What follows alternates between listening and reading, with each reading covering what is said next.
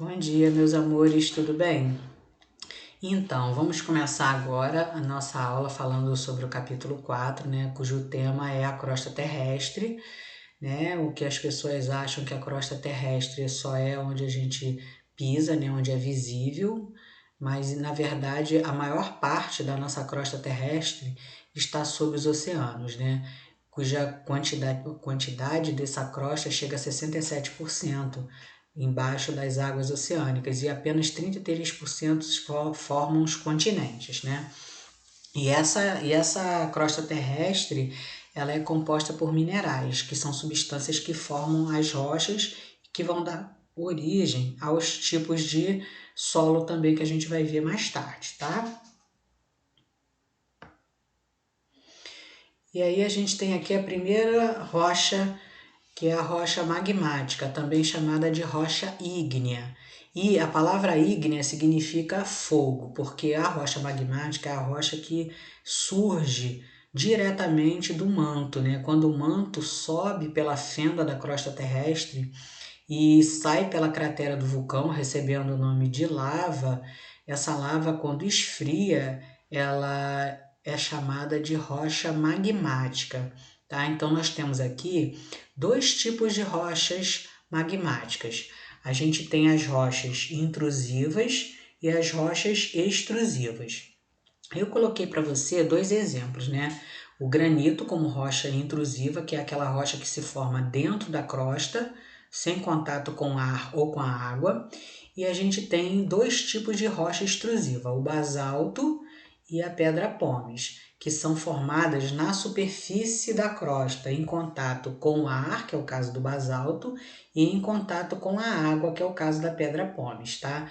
E o granito e o basalto, eles são usados em ornamentação, na fabricação de pias, de pisos, de esculturas, enfim, de uma série de utensílios que favorecem o embelezamento dos ambientes, né? E em forma de estruturas que forram as pias, soleiras de portas, de janelas, do piso, de esculturas e afins.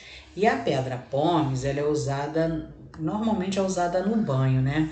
Porque ela é muito leve e porosa, então serve para lixar algumas partes do corpo, como por exemplo a sola dos pés.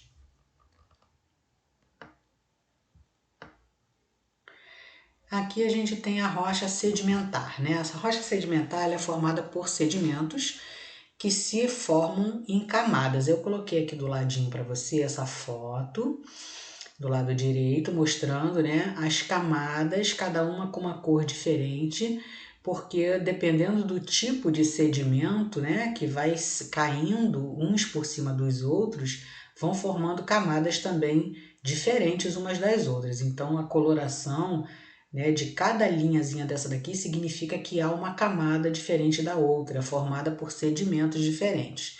E essas rochas sedimentares, elas podem conter o quê? Um fóssil, tá? É mais comum você encontrar um fóssil na rocha sedimentar do que qualquer outro tipo de rocha. Até pode encontrar em outro tipo de rocha, mas é mais comum, né, mais fácil e comum encontrar um fóssil nas rochas sedimentares.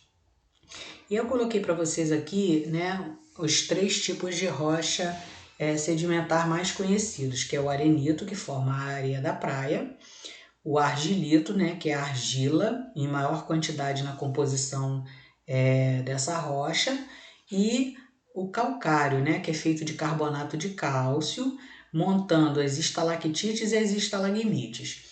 Que estruturas são essas aqui? Para quem já entrou em caverna, ou já viu fotos de caverna, ou já viu o filme que tem a caverna, já pôde observar que existem estruturas pontiagudas do teto para baixo e no chão, de baixo para cima.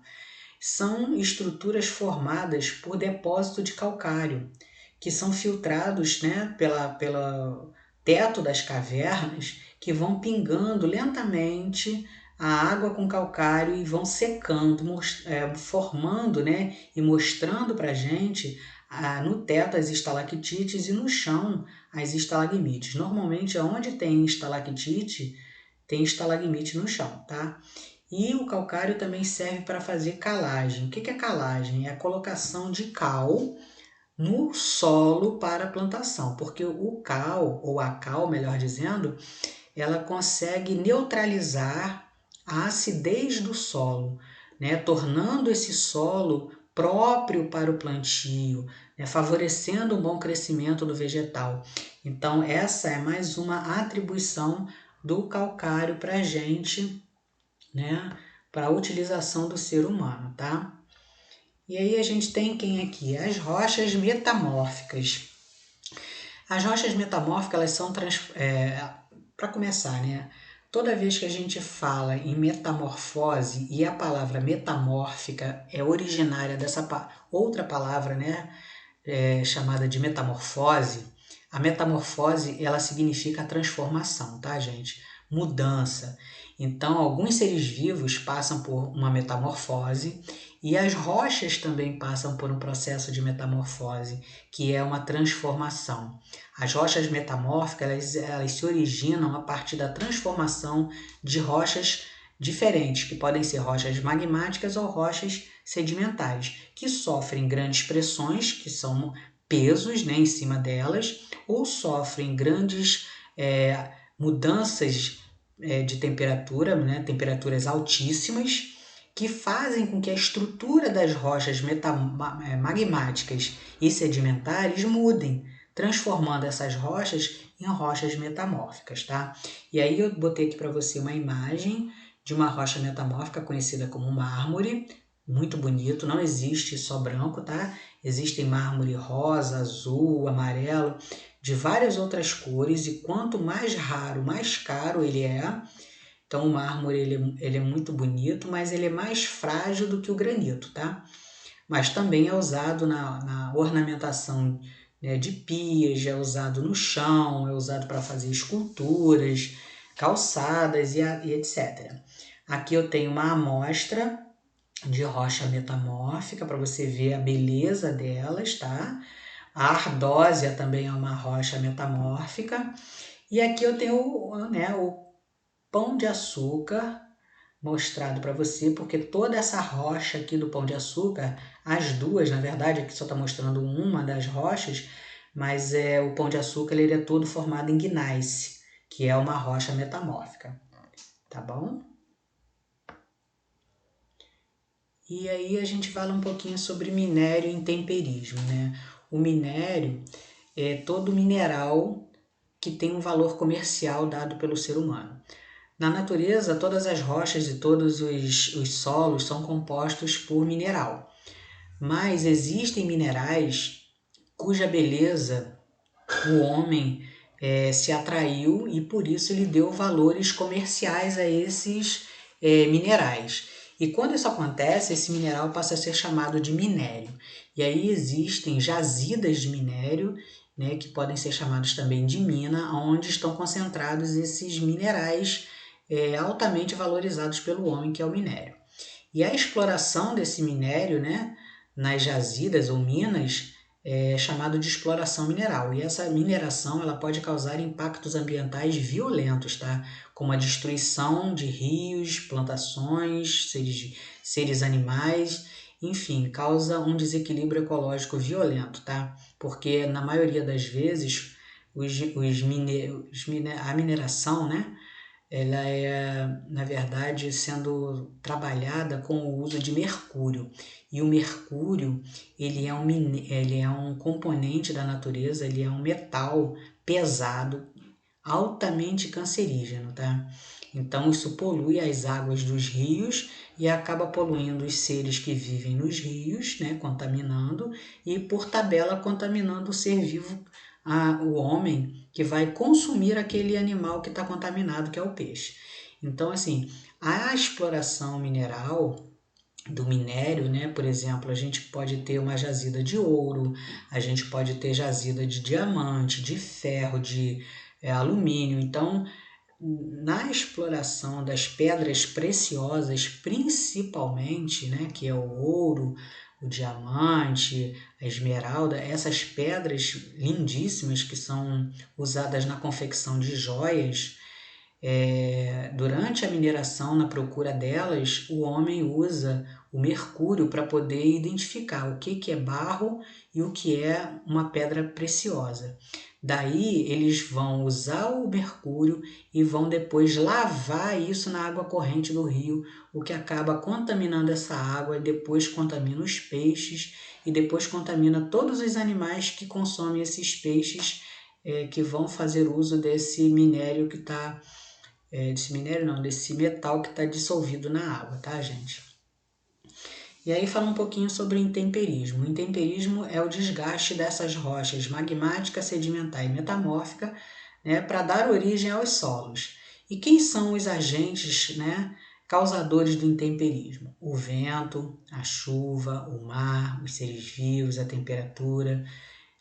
Isso tudo vai causar o quê? O desgaste, a quebra dessas rochas em pedaços cada vez menores, a ponto de mais tarde formar o que a gente conhece como solo, né?